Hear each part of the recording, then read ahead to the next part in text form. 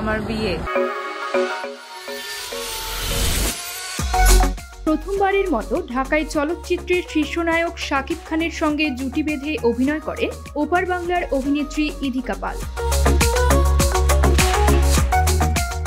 প্রিয়তমা নামের ওই সিনেমা মুক্তির পর ভক্তদের কাছেও প্রিয়তমা হিসেবেই পরিচিতি পান ইধিকা।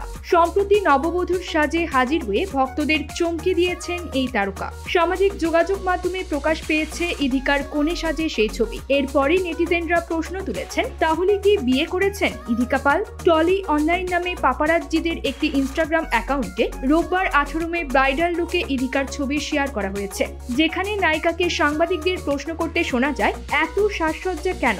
জবাবে ইধিকা বলেন, আমার বিয়ে। এরপর বরের নাম জানতে চাওয়া হলে নায়িকা বলেন, শিব। শিব মানে মহাদেব। দেবতার নাম উল্লেখ করে ঠাট্টা করে জবাব দেন ইধিকা।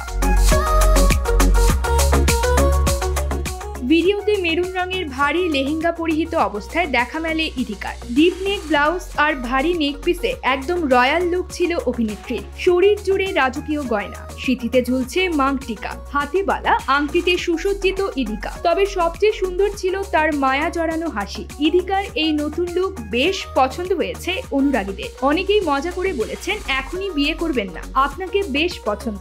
অনেকে আবার শাকিব খানের সঙ্গে নতুন সিনেমায় দেখতে চেয়েছেন নায়িকাকে।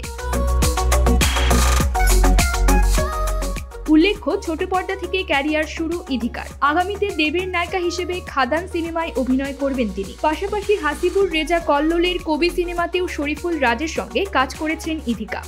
News desk, UKBD Times.